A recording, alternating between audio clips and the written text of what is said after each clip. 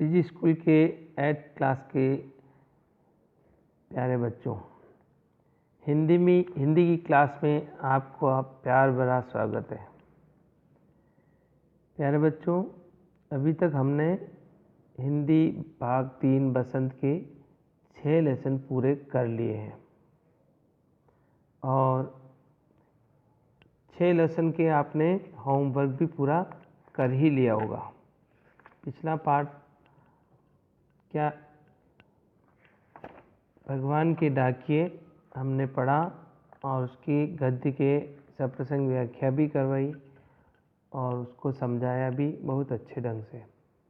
आपने समझदारी दिखाते हुए अच्छा समझा होगा और साथ ही उसका होमवर्क भी पूरा कर लिया होगा।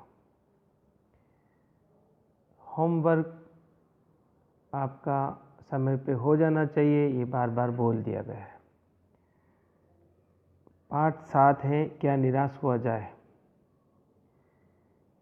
क्या निराश हुआ जाए, जिस पाठ के नाम से ही हमें पता चलता है कि ये पाठ डिप्रेशन से दूर होने के लिए, निराश नहीं होने के लिए, कैसी भी परिस्थितियाँ आएँ उनसे दूर होने से लिए, उसके जूझ के बाहर निकलने के लिए इस पाठ में बताया गया है। पाठ का परिचय बाद में करेंगे, उससे पहले इनके जो लेखक हैं हजारी प्रसाद द्विवेदी। हजारी प्रसाद द्विवेदी, ये इनका जन्म 19 अगस्त 1907 को हुआ और 19 मई 1979 को इनका देहांत हो गया। स्थान इनके दुबे छपरा, ग्राम बलिया, भारत में इनका जन्म हुआ, वहीं पर इन्होंने जन्म लिया था। तो ये क्या निराश हुआ जाए पाठ हम आगे पढ़ते हैं। इसके लिए हम पाठ का सार समझ लेते हैं, क्योंकि पाठ में क्या बताया गया है उसका कंसेप्ट हम अगर पूरा पढ़ने से पहले उसको हम थोड़ा सा उसको सार रूप में समझ लेते हैं तो आसान रहता है पढ़ना। तो हर रोज़ हम समाचार पत्रों में डकैती, ठगी, चोरी, तस्करी, भ्रष्टाचार आदि का समाचार पढ़ते हैं। लगता है देश में कोई ईमानदारी आदमी नहीं है, परंतु लेखक का मत है कि निराश होने की आवश्यकता नहीं है। भारत महान था और महान रहेगा। क्यों? क्योंकि वर्तमान समय में हम देखते हैं चारों तरफ लूट है, चोरी है, ठगी है, बेईमानी है, ऐसे अत्याचार हैं, ऐसे कानून की अवहेलना करने, ऐसे कितनी बातें होती हैं, तो उनसे हमको डरने की ज़रूरत नहीं है। हजारी प्रसाद द्विवेदी द्वारा लिखित निराश हुआ जाए एक श्रेष्ठ निबंध है, एक लेख की तरह है। इस पाठ के द्वारा लेखक देश में उपजी सामाजिक बुराइयाँ, समाज की बुराइयाँ, सामाजिक बुराइयाँ, साथ साथ अच्छाइयों को भी उजागर करने के लिए कहते हैं। बुराइयाँ तो हैं ही, बताते ही हैं, लेकिन अच्छाइयों को भी बताना चाहिए। वे कहते हैं समाचार पत्रों को पढ़कर सच्चाई और ईमानदारी खत्म हो गई है। समाचार पढ़ते तो ऐसा लगता है कि सच्चाई और ईमानदारी जीवन में खत्म हो गई है।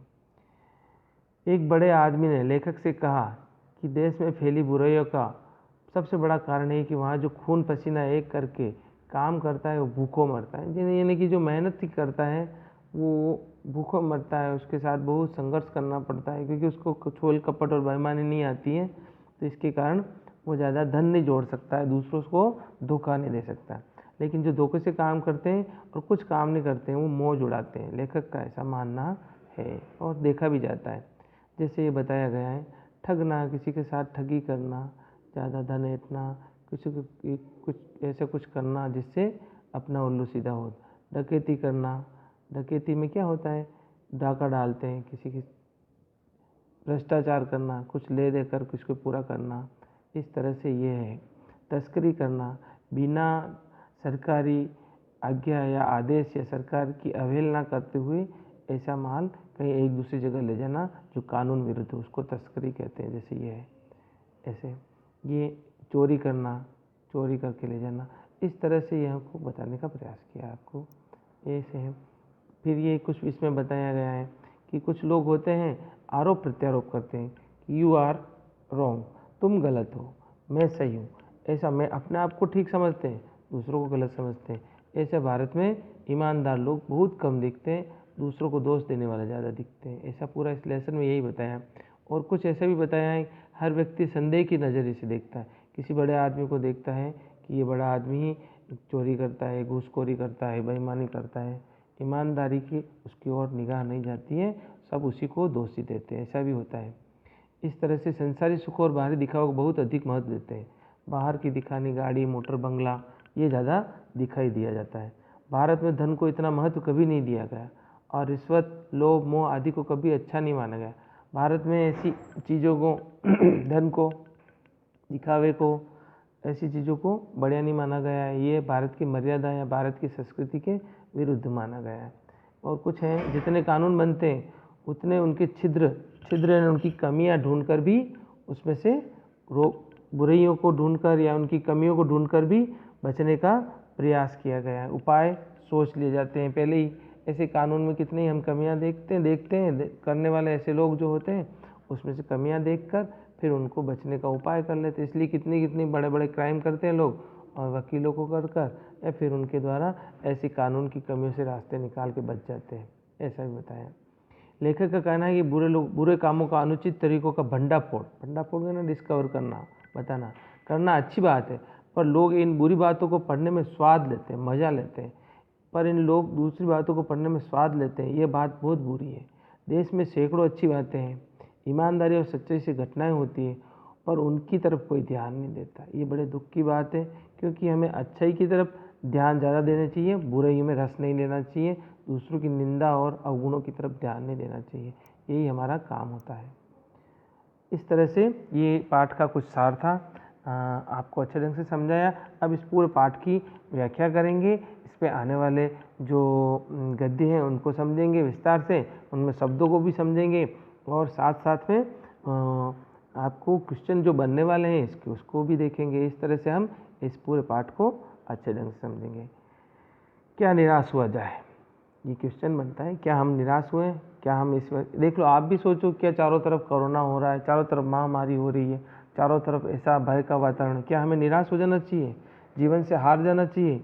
इसकी तरफ हमें संघर्ष नहीं करना चाहिए, इसको हटाने का उपाय नहीं करना चाहिए? इसी तरह से जीवन में कितनी भी दिक्कतें, परेशानी, कठिनाइयाँ, मुसीबतें, जो भी चैलेंजेस आते हैं उससे हमें हार नहीं माननी है, हमें इनका मुकाबला करना है।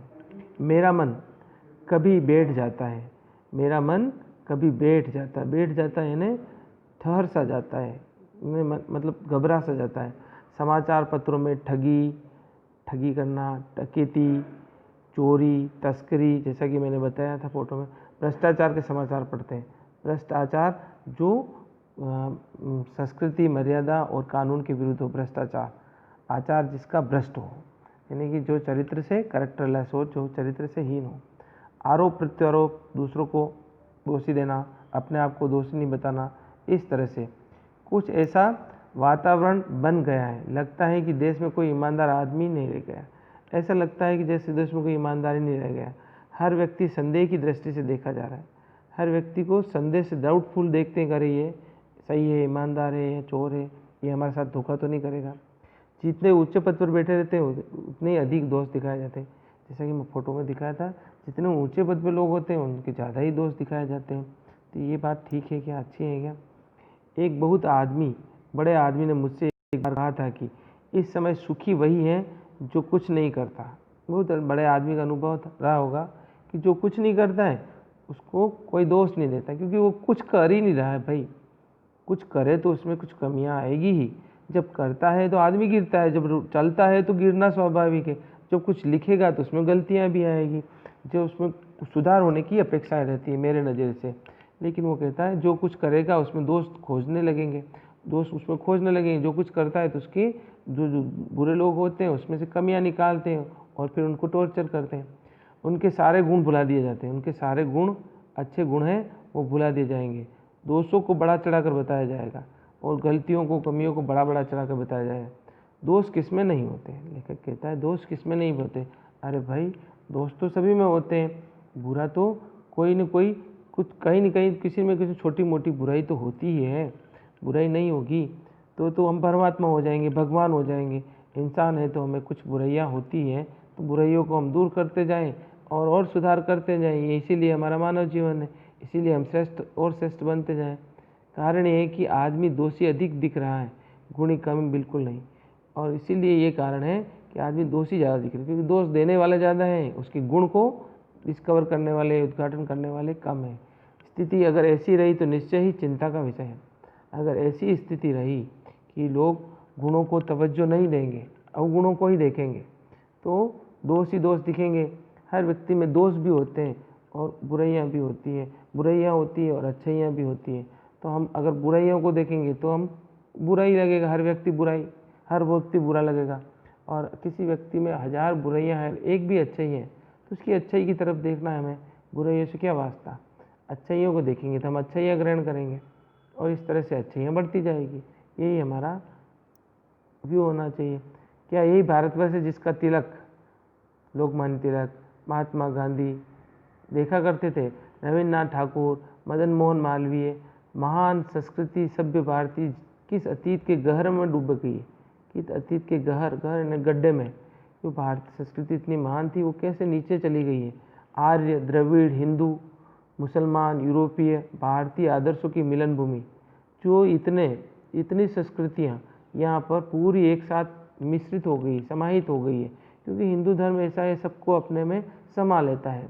जैसे सागर में सभी नदियाँ चली जाती हैं, उनमें समा जाती, वैसे हिंदू धर्म में सभी जितने भी धर्मावलंबी आए यहाँ पर है तो उन्होंने सबको अपने में समा लिया है।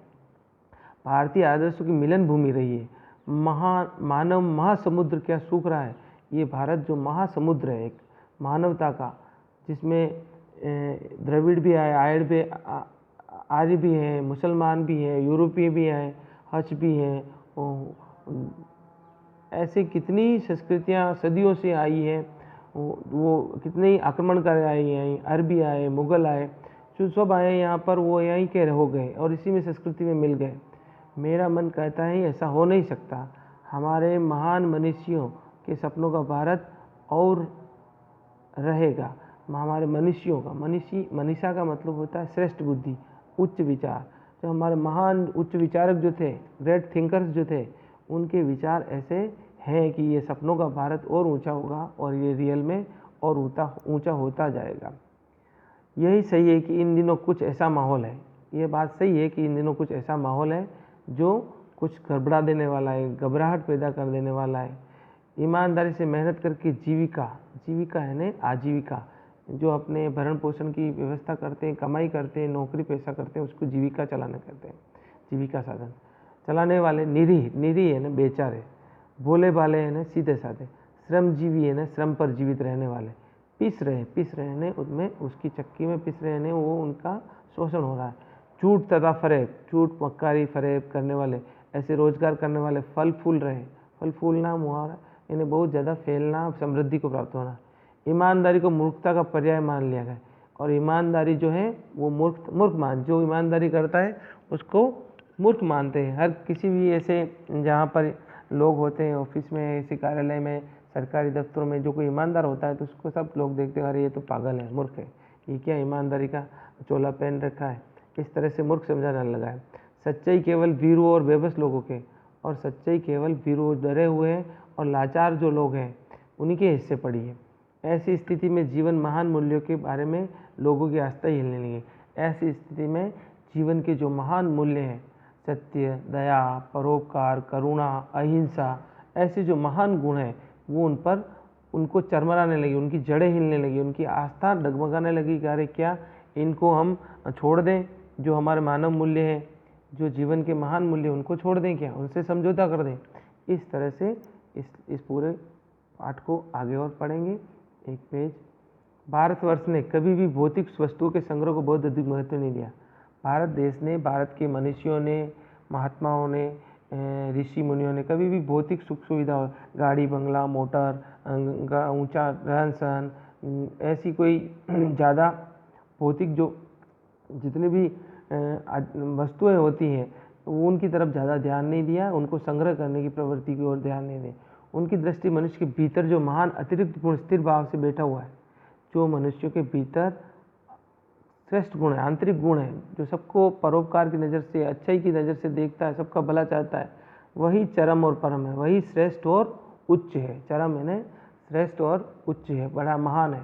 लोभ, मोह, काम, क्रोध, लोभ, मोह, काम, क्रोध आदि विचार मनुष्य के स्वाभाविक रूप से विद्यमान रहते हैं। ये हर मनुष्य में रहते हैं। ये लोभी भी होता है, मोहग्रस्त होता है, कामी भी होता है, क्रोध भी आ ही जाता है। तो ये सभी स्वाभाविक रूप से मनुष्य में होते हैं, लेकिन उन्हें प्रधान शक्ति मान लेना और अपने मन तथा बुद्धि उन्हीं के इशारे पर छोड़ देना, ये बहुत बुरा आचरण है। ऐसा नहीं है, जो कोई बैल मारने जाता है तो उसको क्या खुला छोड़ देवें? अगर कोई हिंसक व्यक्ति है तो उसको हम खुला छोड़ देवें क्या? उसको तो कानून के शिकंजे में डालना पड़ता है। उसी हमारी भी बुरी वृत्तियाँ हैं, तो उनको नकेल कसनी पड़ेगी, उन पर लगाम कसनी पड़ेगी, उनको उनका दमन करना पड़ेगा, रखना पड़ेगा। परंतु भूख की उपेक्षा नहीं की जा सकती।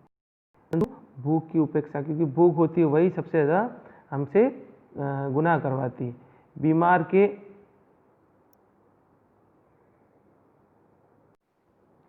परंतु भूख की उपेक्षा नहीं की जा सकती।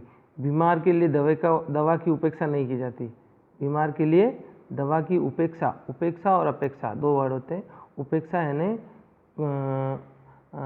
इग्नोर करना, टालना, और अपेक्षा यानी चाह करना। तो उपेक्षा का अर्थ होता है कि बीमार के लिए हम दवा के नहीं टाल सकते कि ये दवाई मत लो। गुमराह को ठीक रास्ते पर ले जाने के लिए उपायों की उपेक्षा नहीं की जा सकती। और गुमराह जो हो गया, रास्ता भूल गया है जीवन के आदर्शों को, ऐसा उसके लिए हम प्रयत्न नहीं करें कि वापस सही रास्ते पे आए। इसीलिए कानून सजा देता है वो सुधर जाए। इसीलिए हम भी समझाते हैं, विद्यालय में भी बच्चों को समझाया जाता है, माता पिता भी समझाते हैं। तो इस तरह से गुमराह व्यक्ति को सही लाने के लिए एक रास्ता भी है, उसको समझाया जाना। तो ये सब बातें ध्यान रखनी होगी। आज का लेसन यहीं तक करेंगे। नेक्स्ट अगले वीक में हम इससे आगे का पाठ पढ़ेंगे। धन्यवाद।